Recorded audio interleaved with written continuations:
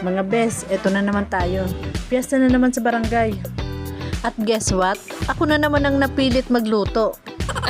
Charot lang. Alam nyo naman guys, hanggang kain lang naman talaga ako eh.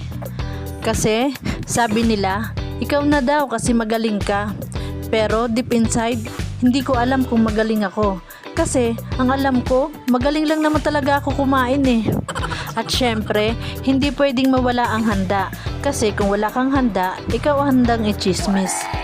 Tikim, tapos 2 sandok agad. Sana, ganun din ako sa love life. Isang tikim lang pero buong puso na. Mga handa natin, simple lang. Wala nga lang lechon na parang crush mo, pinapansin lang kapag may okasyon.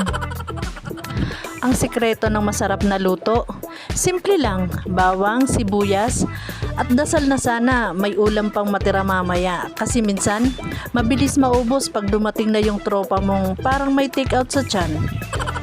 Ayan, habang nagluluto, mapapaisip ka talaga sa buhay.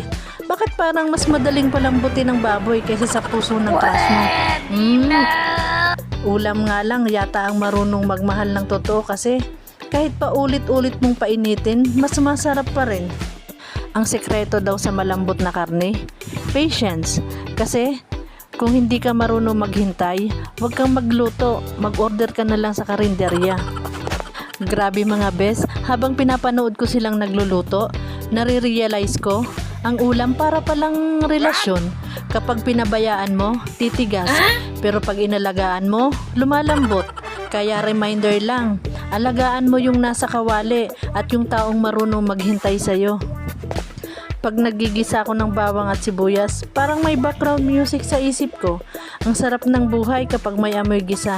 Pero wait lang, parang may luha sa mata ko. Hindi dahil sa sibuyas ha. Hayan, final look na mga bes. Pang fiesta. Simple pero malasa. Parang ako, ready na for kainan. Pero, teka lang, picture muna bago maubos. Kasi sa panahon ngayon, kung hindi mo pinicturan, parang hindi ka nagluto. Ito talaga ang saya ng fiesta. Kahit simpleng handa, basta sama-sama, busog ang tiyan at puso. Kasi sa totoo lang, mas masarap pa rin ang lutong may halong tawanan, kwentuhan at kunting chismis sa gilid. Kaya sa mga naghahanda rin dyan, tandaan, wag lang puro asin sa luto, lagyan din ng konting asin sa buhay. Fiesta vibes talaga, may kainan, kantahan, at syempre, yung truth pa mong laging nauna sa dessert. Kahit hindi pa tapos ang main course, pero okay lang, basta busog lahat at masaya.